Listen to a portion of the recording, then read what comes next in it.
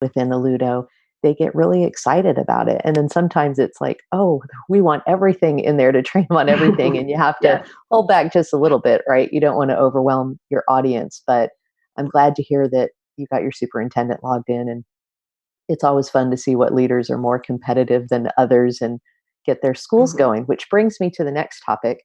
Um, what I think is so fun about your story is that Aludo, our company, we were running our PD Madness. We compare it to like a March Madness competition that we do every month.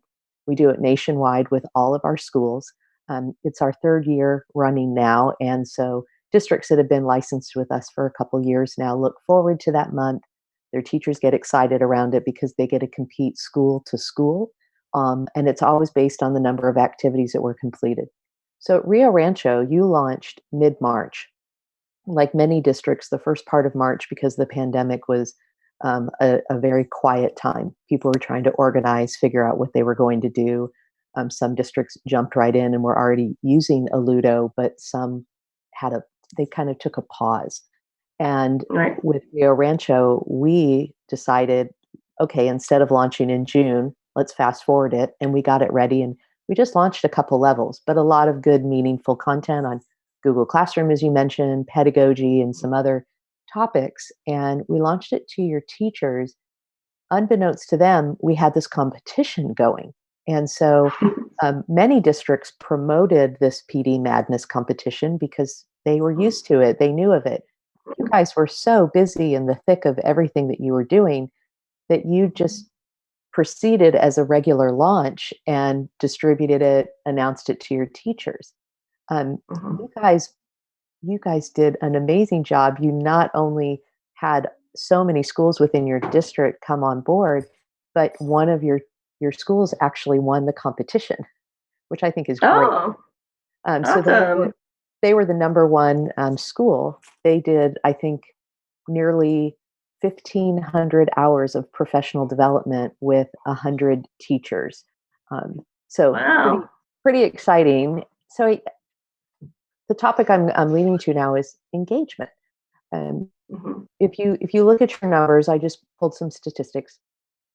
In less than 4 weeks, you've had over 1,000 individuals come in and do training. So that's across your teachers, and also you have staff in a staff game. Of those 1,000 plus players, you have over 7,500 activities that have been completed. Individual micro learning activities, and you also that equates to over 2,000 hours of professional development.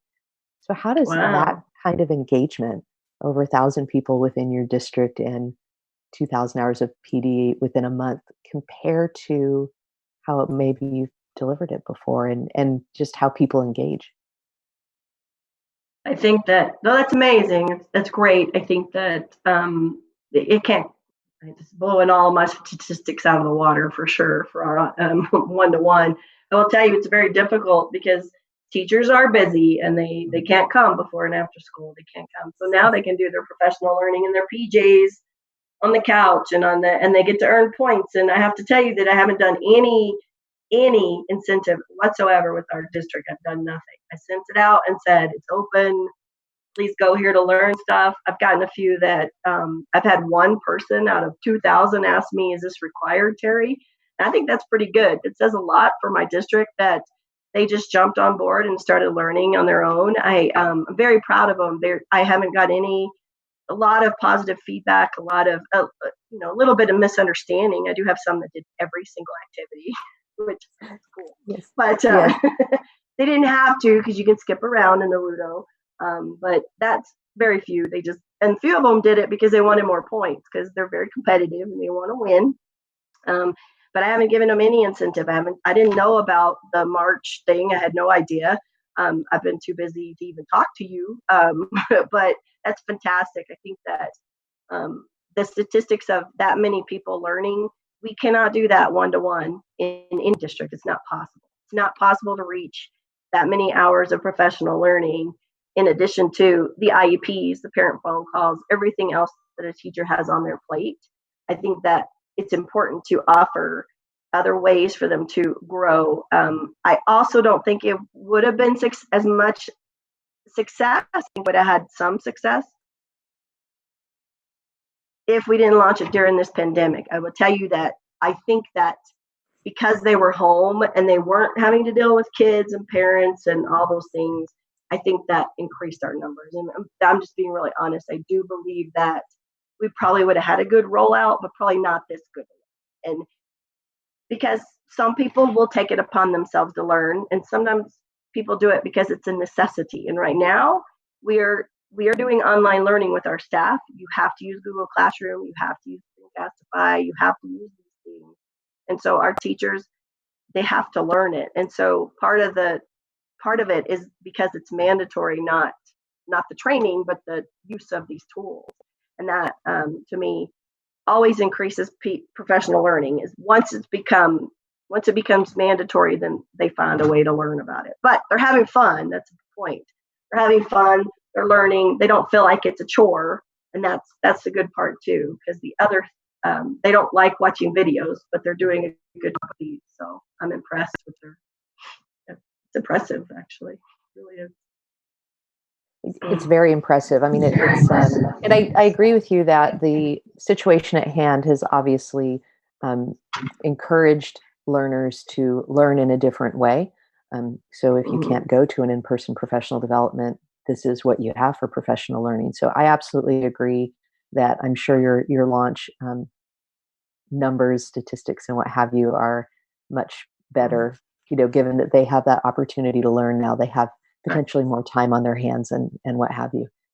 So given what you know now, I think a lot of districts across the country are going to be doing a retrospective of where we were versus where we are given the situation. But what, if anything, would you do differently knowing now what you do versus what you did before?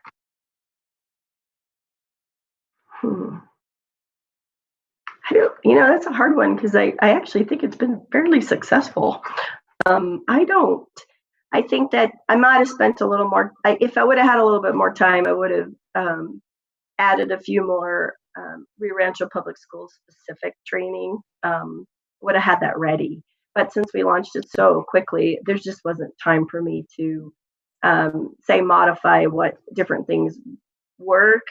So here and there, I've had to say, well, the training's on how to use this tool, but Rio Rancho has a subscription to this piece of the tool. And so, and part of our curriculum tools, our online curriculum tools, we use ReadyGen and iReady, those type of things. If we would have had more time, I really would have put in some training for teachers on how to use that and whatnot.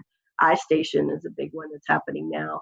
We weren't planning on using the online iStation, but we are now. And so that would have been something I would have put in Ludo had I known we were going to. But that's all the coulda, woulda, shouldas. But for the most part, I got the productivity tools in there, which I think was the most important part right now. Because when you're at home and you've never used Google Classroom, and they're eating that up. I mean, if you look at our numbers, Google Classroom and Screencastify are probably the highest ones they've been clicking on. The newest thing too is the FERPA training was very, very important, and you guys added that for me at the last minute. But the new online FERPA training, the how do you work from home and what are the new laws and things that affect student privacy, that one's been another really important one. And of course, Google Meet, those type of things, those are very important. Those are just things that we haven't been using. We did not have them open for students. We didn't have them. So that's been a huge learning curve.